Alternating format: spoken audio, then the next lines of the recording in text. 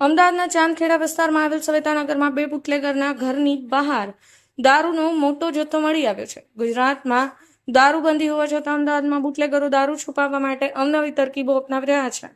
ત્યારે ઝોન 2 LCBની ટીમને બાતમી મળી હતી કે ચાંદખેડાના છારાનગર સ્થિત સવિતાનગર વિસ્તારમાં કેટલાક ગુનેગારોએ પોતાના ઘર પાસે ખાડા ખોદી ત્યાં દારૂનો જથ્થો છુપાવી રાખ્યો, જેના આધારે પોલીસે તાત્કાલિક આ વિસ્તારમાં સર્ચ ઓપરેશન શરૂ કર્યું હતું, જ્યાં પોલીસે કેટલીક શંકાસ્પદ જગ્યાએ ખોદકામ કરાવતા જમીનમાંથી દારૂનો મોટો જથ્થો મળી આવ્યો હતો. એક દિવસ પહેલા જ અમદાવાદ જિલ્લાના અસલાલી પોલીસ સ્ટેશન હદ વિસ્તારમાં આવેલા બારેજા ગામમાંથી ટોયલેટ કમોડ નીચે છુપાવેલો દારૂનો જથ્થો કબજે કરવામાં આવ્યો હતો. ત્યારે ફરી એકવાર બુટલેગરોની આવી રીતે દારૂ સંતાડવાની તરકીબોને પોલીસ દ્વારા પર્દાફાશ કરવામાં આવ્યો છે, જ્યાં પોલીસે અહીંથી 229 જેટલી વિદેશી દારૂની બોટલ, બિયરના ટીન કબજે કર્યા છે. પોલીસને પ્રાથમિક તપાસમાં જાણવા મળ્યું છે કે આ દારૂ 2 મહિલા સહિત 3 બુટલેગરોએ છુપાવ્યો હોવાથી પોલીસે રમીલાબેન જાડેજા, રશ્મિબેન જાડેજા તથા ભરત રાઠોડને પોલીસ વોન્ટેડ તરીકે જાહેર કરી તમામની ધરપકડના ચક્રો ગતિમાન કર્યા છે.